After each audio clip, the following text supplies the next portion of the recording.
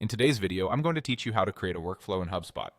By the end, you'll know exactly where to go and what to click so you can start automating tasks with confidence, whether you're using a ready-made template or building from scratch. First, log into your HubSpot account. Make sure you're in the right portal if you manage multiple accounts and that you have the permissions needed to access automation features. Once you're in, give the page a second to fully load so the navigation and tools display properly. Next, head to the main navigation and look for automations.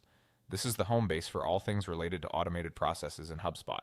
If you don't immediately see it, try expanding your menu or using the search bar at the top. Automations is where you'll centralize tasks like nurturing leads, managing internal notifications, and keeping your data clean without constant manual work. Then click on Workflows. This section focuses specifically on building and organizing the automated flows that run behind the scenes. Here you'll be able to browse existing workflows, check their status, and understand how different pieces of your automation strategy fit together. It's a great place to get a feel for what's already running and what gaps you might want to fill.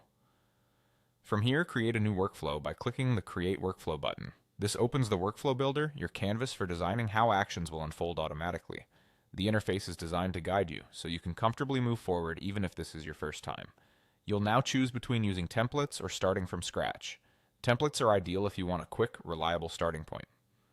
They're organized around common goals, like following up after a form submission or re-engaging in active contacts, and typically include suggested steps to help you move faster.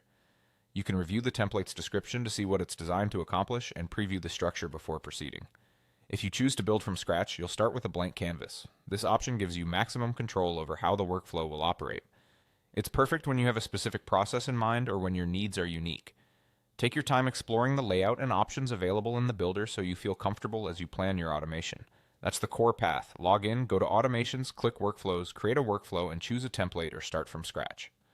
Once you've made your selection, you're ready to customize and bring your automation to life.